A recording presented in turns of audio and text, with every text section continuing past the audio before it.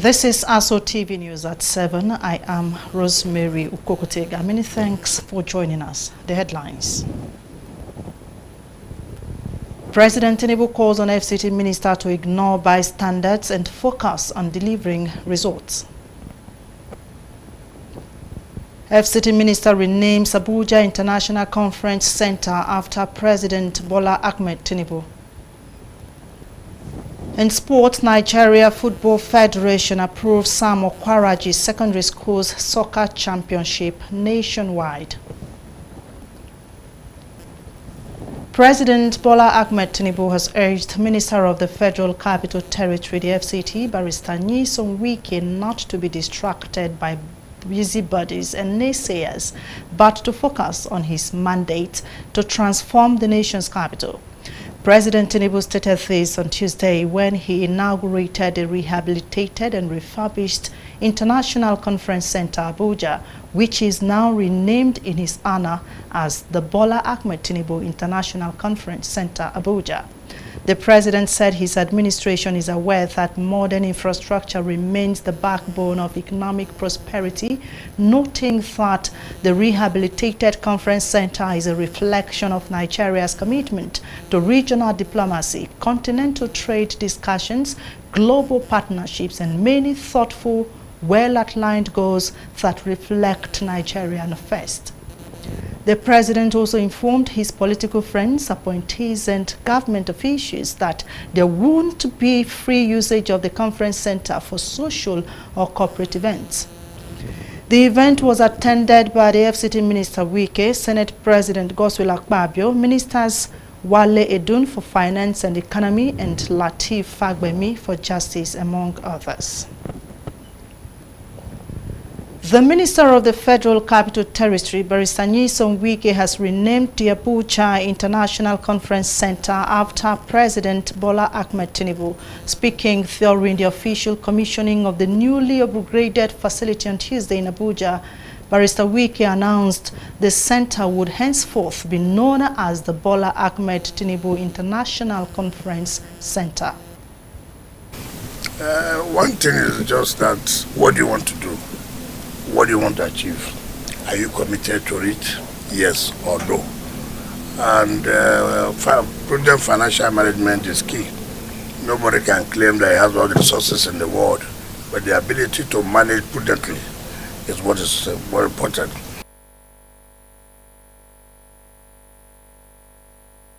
He described the structure as world-class and emphasized the need for regular maintenance. The minister added that henceforth all users of the facility, regardless of status, would be required to pay. President Bola Tinubu was present at the event, which marked the formal unveiling of the renamed edifice. President Bola Tinubu would on June 12 confer national honors on some legislators in commemoration of Democracy Day. This is contained in a statement issued by the House spokesperson, Mr. Akin Rotimi Jr. in Abuja. He stated that the House of Representatives will participate in a special joint sitting of the National Assembly on Thursday, June 12, and the President, who is expected to be the special guest of honor, will address the joint sitting of the legislators. The House spokesperson said the program would also feature goodwill messages from former presiding officers of the National Assembly and conferment of national honors on selected legislators by the President. He explained that the joint sitting represents a significant moment in Nigeria's democratic journey, underscoring the pivotal role of the National Assembly in safeguarding democratic values, fostering accountability, and advancing national development over the past 26 years of uninterrupted civil rule. Mr. Rotimi further urged Nigerians to embrace the spirit of Democracy Day as a time for reflection, renewed patriotism, and commitment to building a more inclusive, prosperous, and united nation. Theme for this year's celebration is 26 years of democracy, renewing our commitment to national development. The federal government has declared Thursday, June 12, 2025 as public holiday to commemorate this year's Democracy Day. Minister of Interior Olubunmi Tunji-Ojo, who made the declaration on behalf of the federal government, congratulated Nigerians on the occasion of 26 years of an uninterrupted civil rule.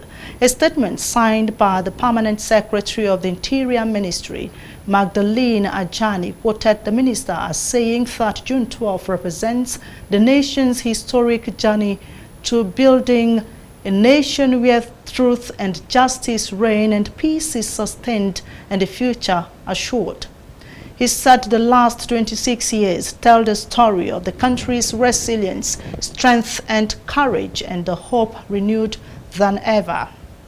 The minister, while noting that democracy is sustained with open doors for further improvement, reiterated commitment of the renewed hope government of President Bola Ahmed Tinubu to the universal value of democracy that is based on freely expressed will of the people in determining Nigeria's political, economic, social and cultural systems.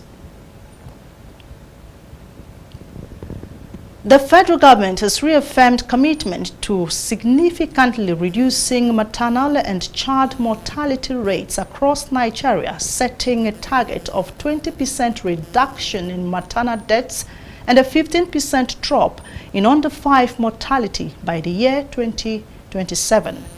This pledge was made by the Minister of State for Health and Social Welfare, Dr. Ishaq Salako, on Monday during an official event in Enugu State, where the wife of the President, Senator Remi Tinubu, presented 10,000 professional kits to midwives across the country. Speaking at the ceremony, Dr. Salako emphasized the critical role nurses and midwives play in safeguarding maternal and child health, noting that the kit distribution is a key part of the government's strategy to equip frontline health workers with the tools and motivation needed to combat preventable deaths. He added that the government remains relentless in pursuing improvements in healthcare delivery, especially for women and children who remain among the most vulnerable populations. The initiative aligns with a broader renewed hope agenda, which prioritizes health sector reforms, workforce empowerment, and community-level interventions to improve public health outcomes across the nation. The Federal Capital Territory's Muslim Pilgrims Welfare Board has commenced the distribution of 32-kilogram luggage bags to FCT pilgrims preparing to return from Saudi Arabia. Officials involved in the distribution urged all pilgrims to strictly comply with the established luggage policy to ensure smooth processing during their return. This initiative comes ahead of the resumption of return flights from Saudi Arabia to Nigeria, which the National Hajj Commission of Nigeria announced will begin on June 13, 2025. The 32-kilogram bags are intended to standardize luggage allowances and help pilgrims avoid delays or penalties at departure and arrival points. The FCT Pilgrims Welfare Board assured that the distribution exercise will continue until all registered pilgrims receive their bags as part of efforts to facilitate a safe and orderly return for pilgrims after completing the 2025 Hajj pilgrimage. In a related development, Nigerian pilgrims are set to begin their return journey home as Saudi Arabia on Monday officially declared the successful and peaceful conclusion of the 2025 Hajj pilgrimage corresponding to Islamic year 1446 AH. The Deputy Emir of the Makkah region, Prince Saud bin Mishal, made the announcement commending the Saudi leadership for ensuring a safe and incident-free pilgrimage for over 1.67 million Muslims from around the world, including thousands from Nigeria.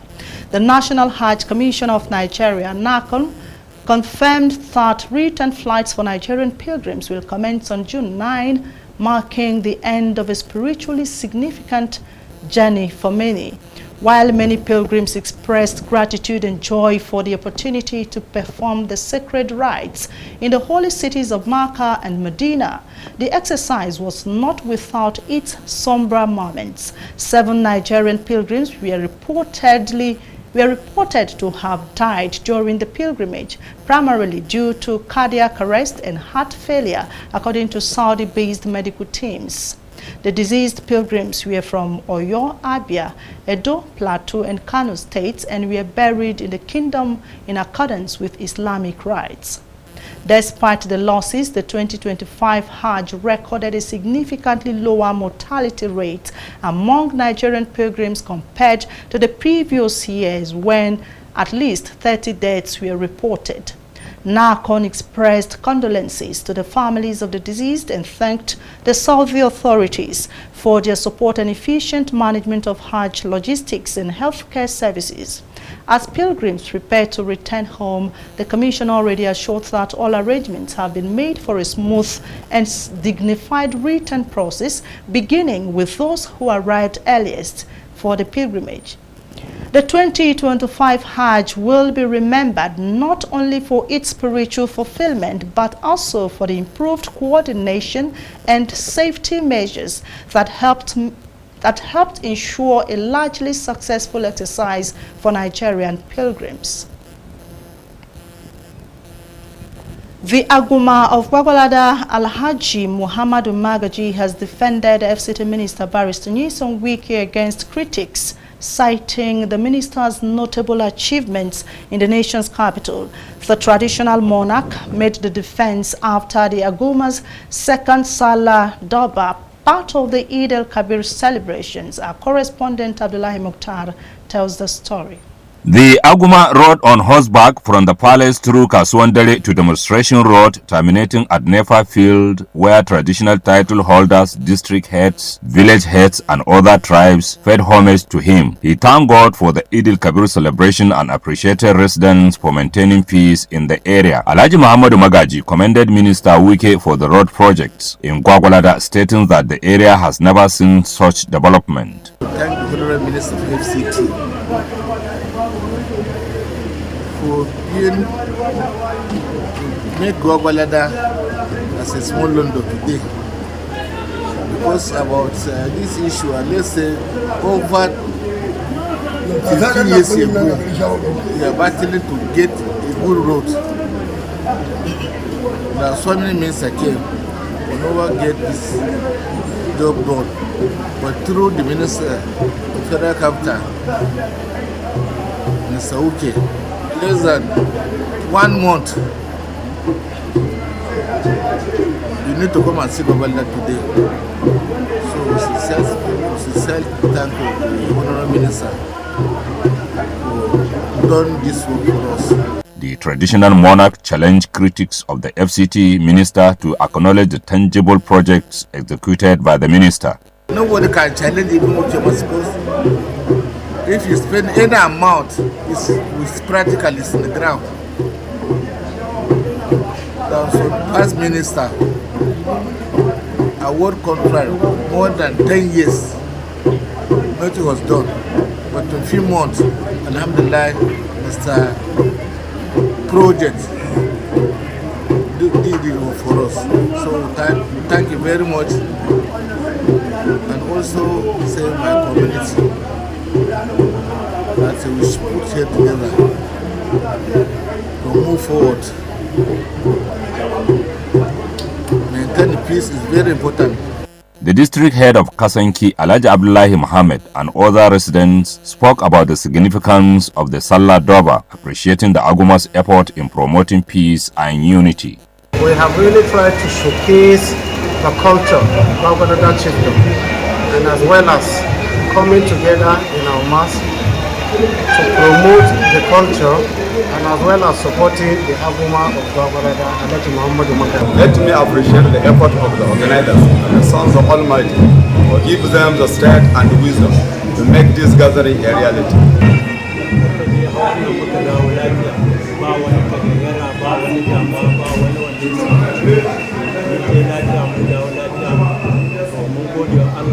The occasion featured a colorful display of Basa cultural activities with musical interludes.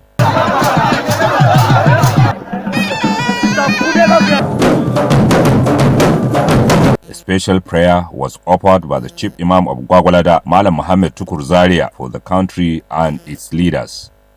Abdullahi Mukhtar, ASO Television News. The chairman of Gwagwalada Area Council, Alhaji Abubakar Jibrin Giri, has reappointed Honorable Yusuf Mohammed Dobi as Supervisory Councillor for Education and Social Department and appointed Malam Iliya Haruna Gwako as Special Advisor on Media and Publicity, replacing Honorable Idris Mohammed Bakuru. The appointments, which take immediate effect, follow the resignation of Honorable Idris Mohammed Bakuru, former Special Advisor on Media and Publicity, who stepped down to pursue political ambitions. Honorable Yusuf Mohammed Dobi's reappointment, on the other hand, reinforces his role in education and social development. Alhaji Jibrin Giri thanked the outgoing official for his contributions and wished him well, and congratulated the reappointed and newly appointed officials, wishing them success in their roles. Honorable Yusuf Mohammed Dobi is a former speaker and councillor representing Dobi Ward. Malam Iliya Haruna Gwako brings fresh perspective to the Media and Publicity Department. The new appointees will be sworn in a later date, marking the beginning of their new responsibilities. Watch ASO Television on DSTV 392, StarTimes TV 127, Free TV 507 on the UHF band 38. Still to come in the bulletin, FRSC Marshal commends Federal Medical Center Jabi management for decisive action against alleged neglect of victim by staff. Plus other stories, do stay with us as we take a quick break. We were warned about this marriage. Because we did not listen, the young maiden is dead. Nana, come here. Hi. Why do you speak so freely with a stranger from Ajani? We were just talking about offering Ojigijag a seat on the council. The gods be praised. Negodo say Okosisi. He has 2 wives. So why are you making it look like it is a big deal?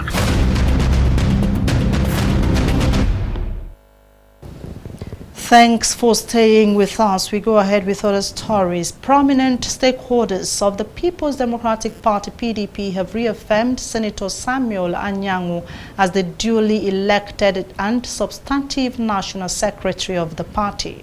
The affirmation was made on Monday in Abuja at the end of a closed-door meeting involving key party figures from across Nigeria, including former governors, federal lawmakers, and zonal and state executives. The meeting was convened to address the internal crisis threatening the unity and future of the party. Minister of the Federal Capital Territory and the leading member of the G5 group, Mr. Nyesom Wike, read the communique on behalf of the stakeholders. He said the decision was based on the provisions of the PDP Constitution and the recent judgment by the Supreme Court. Wike emphasized that only Senator Anyanwu, as the recognized National Secretary, is constitutional in part to issue notices for party meetings, including those of the National Executive Committee, NEC, National Working Committee, NWC, and the National Convention. He said any notice or action taken without his authorization is null and void. The communique attributed the party's ongoing crisis to the refusal of certain members to abide by the PDP's constitution, particularly sections 36, 47, and 48. It also expressed concern over growing divisions within the NEC, NWC, and Board of Trustees, warning that the party is at risk of collapse if urgent reconciliation steps are not taken. The stakeholders also called for the PDP to zone its 2027 presidential ticket to the South, citing fairness, inclusiveness, and respect for the principle of federal character, especially after 8 years of a northern presidency under Muhammadu Buhari. The meeting reaffirmed support for the PDP National Reconciliation Committee led by former Senate President Bukola Saraki and urged all members to respect the rule of law and work towards restoring unity in the party. Those in attendance include former governors Ifeanyi Ugwuanyi of Enugu, Samuel Otom of Benue, and Okezie Ikpeazu of Abia State, as well as former Senate Minority Leader Philip Aduda and other top party officials. The Obedient Movement has been launched in preparation towards the 2027 elections. The launch came in the form of a public presentation of a book written in his honor titled The Renaissance of the Obedient Movement as a Political Change Agent in Nigeria. Our head of political desk, Topsy Gimba, covered the launch and now completes the story. It was like a youth jamboree as they besieged the venue of the book launch in honor of Obedient Movement. Leaders of the movement spoke after the other, calling on the youth to remain focused in their political ideology. The former presidential candidate for the 2023 presidential election on the platform of Labour Party, Peter Obi, tasked Nigerians to exhibit sacrifice for the greater happiness of Nigeria. Mr. Obi called on the government to tackle economic challenges facing the country in order to reduce hunger, hardship, and insecurity. The trailers are not possible carrying goods. That shows an unproductive country. Because every other country, you see trucks carrying goods. But we didn't need trucks carrying goods. We didn't see rail carrying goods. Edu rail. When people say colonial masters, I disagree. The problem is Nigerian masters. Colonial masters came here and built rail to Kafanchan for ginger. We destroyed it. He built rail for Kanu, rail to Medugri. Everywhere rail went before was source of agricultural product or manufactured product. We just shut it down. He thanked every Nigerian for believing in the country, particularly the author of the book, Mr. Ike Aboin, for putting the book together about the Obedient Movement in Nigeria. Earlier, the chairman, Caretaker National Committee, Labour Party Senator Nenadi Osman, PhD, thanked the Labour Party supporters for believing in the political ideology of Peter Obi. She urged them to remain determined. She encouraged the party supporters to carry out the message of Obedient Movement to all corners and crannies of Nigeria. The chapters on electoral intrigue, media battles, identity, politics, and the ideological tenacity are essential. They are essential readings for anyone seeking to understand the shifting landscape of the Nigeria's democracy.